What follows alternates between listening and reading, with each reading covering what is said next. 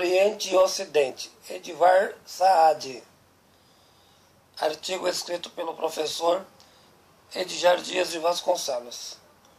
Orientalismo. A relação histórica entre o Oriente e o Ocidente, a defesa epistemológica como a sociedade europeia inventou o Ocidente, tese elaborada pelo professor Edvar Saad, inicia o seu magnífico livro realizando a sua proposição. Oriente como invenção do Ocidente, tese que no meu entendimento é exagerada em alguns aspectos, mas não na sua complexidade. Edgar Dias de Vasconcelos. Motivo pelo qual vamos tentar entender a relação existente historicamente entre as distintas sociedades ao longo da história do Oriente e Ocidente. Apesar da polêmica instaurada, a questão eurocêntrica, a defesa só tem significação se entendermos a tese no contexto analisado pelo autor, quando o referido define o significado etimológico do conceito orientalismo. A primeira grande ponderação: é importante dizer que para Saad, o Oriente existe por si mesmo, não é apenas um mero apêndice do Ocidente, inclusive com cultura histórica diferenciada. Desse modo, é completamente errada a ideia filosófica do Oriente como produto do Ocidente, pelas seguintes observações: nações e culturas diferentes, realidades próprias ao longo da evolução da história com as suas tradições. O que se pode dizer com toda certeza, esse é o meu modo de entender, que o Oriente está distante entre as mediações semelhantes Oeste e Leste, e qualquer entendimento é muito mais complexo que a própria tese. Podemos com efeito refletir que o Oriente é uma realidade autônoma, completada por complexas identidades e culturas políticas, sociais e etnias religiosas, com devidas localizações geográficas incompreensíveis ao Ocidente.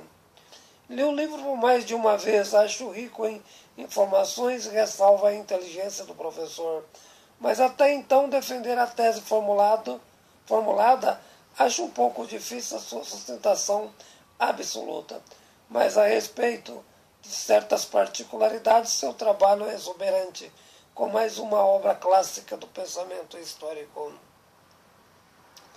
Como se deve entender o orientalismo, cuja natureza de compreensão possibilitou o professor afirmar com veemência: o Oriente é uma invenção do Ocidente, até certo ponto correto. Primeira conceituação atinge a complexa análise e, verificando o modo específico a maneira como o Ocidente pensa o Oriente desta forma, em análise, estou em acordo com o professor Saad, sendo a perspectiva aceitável do ponto de vista da reflexão. O Oriente não é necessariamente uma identificação real com a natureza social e política do Ocidente, mas muito mais a ideia de que a Europa desenvolve dele. Com efeito, não é uma relação direta. A Europa, as regiões têm identidades culturais diferenciadas, o que não significa a mesma realidade política. Ambas vêm de tradições diferentes e modelos culturais muito alternativos. O primeiro aspecto a ser considerado nos séculos XVIII e XIX, devido ao imperialismo europeu, existiu a necessidade de criar ao mundo oriental a sua identificação cultural como forma de defesa não apenas do Estado, mas do povo.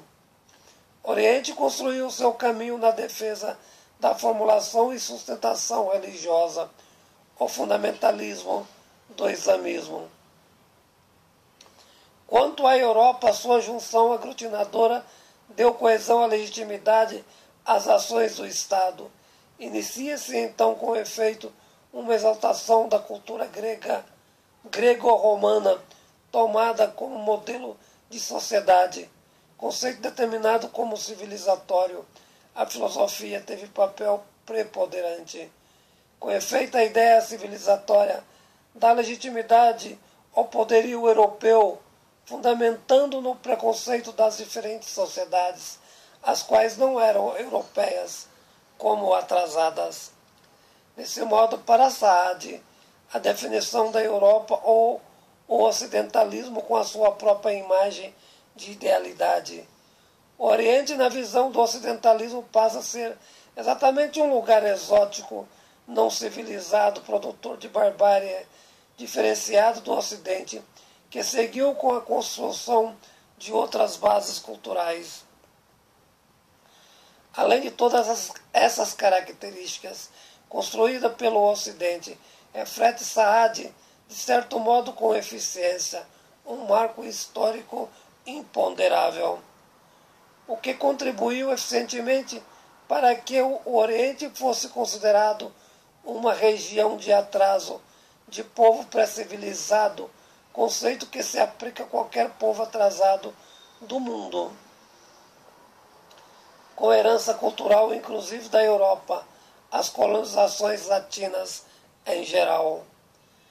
A verdadeira revolução que a Europa sofreu, e não as demais partes do mundo, pelo menos na perspectiva histórica, uma revolução cultural fundamentada no iluminismo. Foi através do mesmo que possibilitou o surgimento da teoria empirista, fundamento epistemológico para a Revolução Industrial, posteriormente a teoria evolucionista de Darwin, como também a evolução para a física quântica, entre outras revoluções.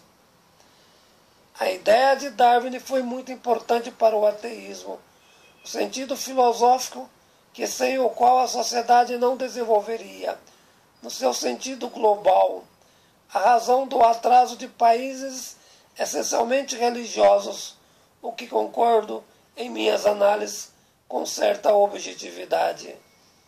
A ideia de como o humano evoluiu em termos biológicos de um ancestral primata, como o mesmo evoluiu de outros elos inferiores, posteriormente chegando ao Homo sapiens. Do mesmo modo, a sociedade também evoluiu de uma situação anterior, ou seja, de um lugar epistemológico atrasado para uma sociedade avançada, conceitos esses que possibilitou a Revolução Industrial. Essa ideia, segundo Saad, o que concordo, uma reflexão significativa, criou-se uma cultura negativa ao mundo oriental, razão legitimadora a uma ação imperialista da Europa a respeito do Oriente, como de certo modo a mesma ação a outras partes do mundo. O que significa, no meu modo de entender, se não fosse a Revolução Materialista Europeia, particularmente o ateísmo, não teria sido formulado segundo a mentalidade da Revolução Iluminista. O mundo seria ainda completamente atrasado.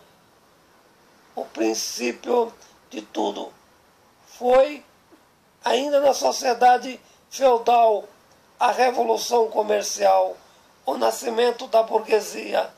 Tal ação o Ocidente levava de forma heróica aos orientais, também a outros povos atrasados, o espírito da Revolução Ocidental, fruto da filosofia iluminista. Tudo ocorreu durante o imperialismo europeu, como também mais tarde com o imperialismo norte-americano, cujo seu desenvolvimento econômico resultou da mesma mentalidade, sendo que o modelo norte-americano procura colocar hoje por forças políticas suas imposições, determinando os modelos de democracias no Oriente e no resto do mundo. Tudo isso foi fruto da filosofia iluminista. Queremos ou não, os filósofos pensam e ajudam o mundo a melhorar, sendo esta proposição o verdadeiro objetivo da filosofia política.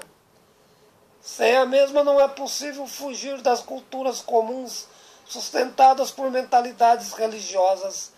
A verdadeira grandeza do iluminismo, que será sempre eterno nas suas transformações, de mentalidades culturais.